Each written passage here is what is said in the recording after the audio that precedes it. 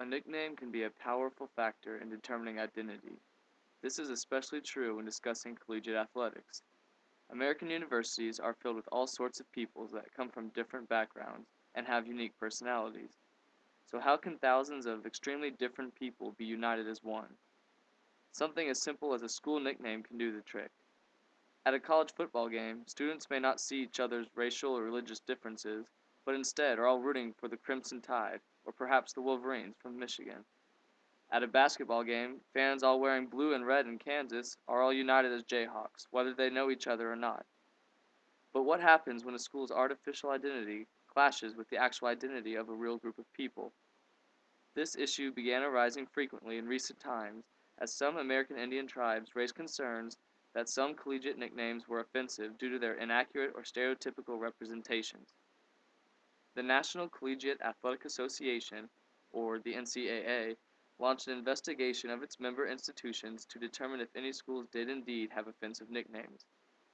Many schools were scrutinized, including the likes of Florida State University, the University of Illinois, and the University of Utah.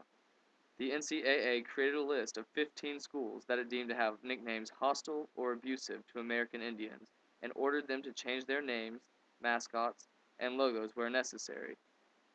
These 15 schools on this list were the ones that were forced to change their names. This decision caused several legal disputes, but perhaps none were as controversial and hard-fought as in the case of the University of North Dakota, where the school, community, and local American Indian tribes battled over the use of the Fighting Sioux nickname. The University of North Dakota has been dealing with the naming issue longer than most other schools deemed to have hostile or abusive nicknames by the NCAA. In 1999, a bill was introduced in the North Dakota House of Representatives to eliminate the nickname. However, the bill did not make it far and ended up dying in a committee. Just 1 year later, Native American organizations, such as the National Coalition on Racism in Sports and the Media, began fighting the name as well, saying that it did not honor them or their culture. In reaction, Ralph Engelstad made a controversial yet powerful counter to the Native American statements. Engelstad, a former Fighting Sioux hockey player and wealthy alumni of UND, donated $100 million for the construction of Ralph Engelstad Arena. Although one of the largest philanthropic donations to a public university ever, it came with one large stipulation. The Fighting Sioux nickname must be kept indefinitely. To ensure this would happen, Engelstad placed literally thousands of Fighting Sioux logos around the arena, making a name change incredibly difficult and costly for the university. Logos were placed on granite floor tiles, embedded into the sides of every stadium seat, placed on almost every column and pillar, and even woven into the carpets of the locker rooms and luxury suites. The debate quieted down for the most part until 2005 when the NCAA reignited it with the aforementioned hostile and abusive nickname sanctions. UND appealed the sanctions unsuccessfully and began exploring their other options.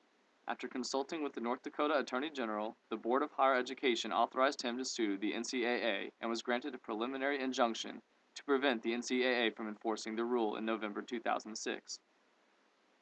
To prevent the case from going to trial, the NCAA and UND agreed to settle out of court. In the settlement, the NCAA granted North Dakota 3 years to gain the support from the Sioux tribes to continue using the Fighting Sioux name and logo.